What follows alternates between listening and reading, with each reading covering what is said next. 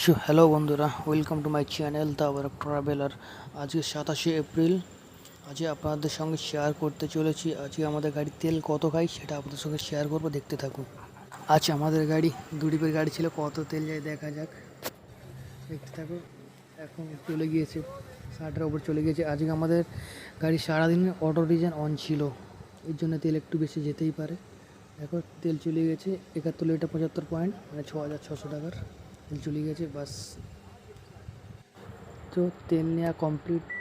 তো আজকে রবিবার ছিল, রবিবারে আমাদের কত কি সেল হলো এই ভিডিওতে দেখাবো আপনাদের। ভিডিওটি শেষ পর্যন্ত দেখতে থাকবেন। আজ রবিবারে বাজার খুবই খারাপ, তার মধ্যেখানে যা হয়েছে দেখাবো আপনাদের, দেখুন। পাম্প থেকে বাড়িয়ে এলাম, এই লাস্টে দেখবেন ফটো দিয়ে দেবো, মানে ক্লিপ দিয়ে দেবো, দেখে নেবেন।